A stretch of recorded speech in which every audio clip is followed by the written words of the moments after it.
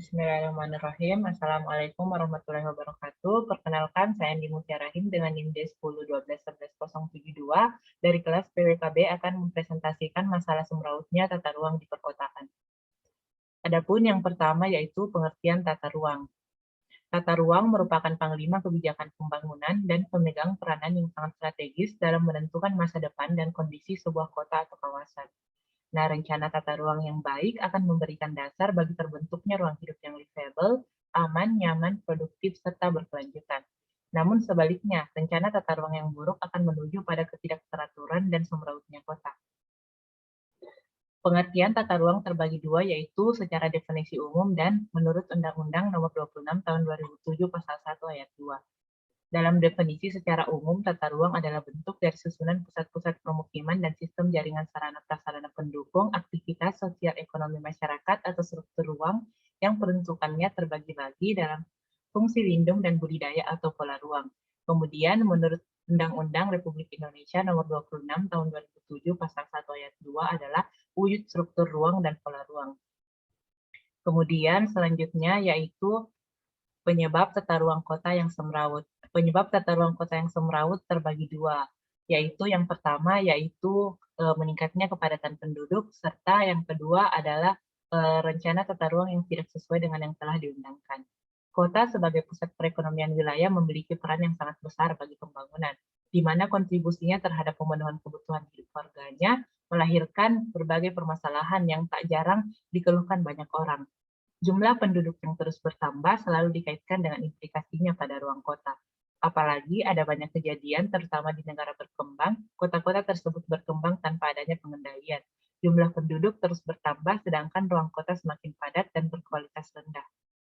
Umumnya, kota-kota besar yang banyak mengalami permasalahan tata ruang tidak saja hanya karena kota itu dari awal telah dibangun, atau mungkin karena dari asal kotanya itu sendiri, tetapi karena bertumbuh secara alami. Pertumbuhan kota tersebut lebih pesat sehingga yang biasanya selalu lebih cepat dari konsep tata ruang yang telah diundangkan karena cepatnya laju pembangunan di perkotaan.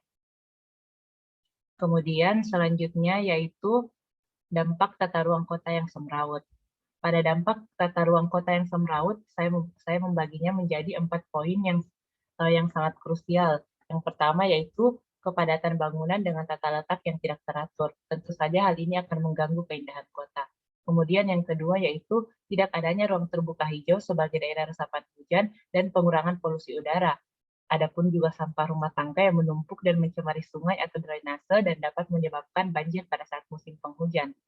Kemudian yang ketiga yaitu buruknya instalasi kelistrikan, seperti kabel yang semeraut karena terlalu banyak dan juga tidak jarang terjadi hubungan pendek arus listrik. Kemudian yang terakhir yaitu terbatasnya akses tertentu, seperti akses untuk mendapatkan air bersih dan air minum sangat sulit untuk didapat, serta akses jalan yang sangat sulit dilewati oleh kendaraan besar atau mobil pada permukiman padat penduduk. Kemudian selanjutnya yaitu solusi yang saya tawarkan untuk tata ruang kota yang semrawut. Ada 6 solusi yang saya tawarkan. Yang pertama yaitu mengembangkan kelembagaan melalui penetapan organisasi-organisasi pengelolaan yang mantap dengan rincian tugas dan wewenang dan tanggung jawab yang jelas.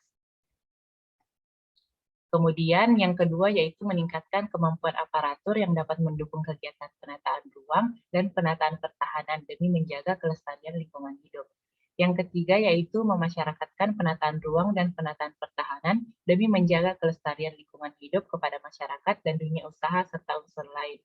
Yang keempat yaitu memantapkan pemanfaatan rencana tata ruang sebagai acuan bagi pembangunan daerah dengan perhatian khusus pada kawasan cepat berkembang dan kawasan andalan serta kawasan strategis. Yang kelima yaitu memantapkan pengendalian pemanfaatan ruang termasuk pengamanan terhadap kawasan yang memiliki aset penting bagi pemerintah daerah. Kemudian yang keenam yaitu meningkatkan sistem informasi. Hal ini berguna sebagai pemantauan dan evaluasi dalam penataan ruang dan penataan pertahanan demi menjaga kelestarian lingkungan hidup. Saya kira itu saja yang dapat saya sampaikan, lebih dan kurangnya mohon dimaafkan. Wassalamualaikum warahmatullahi wabarakatuh.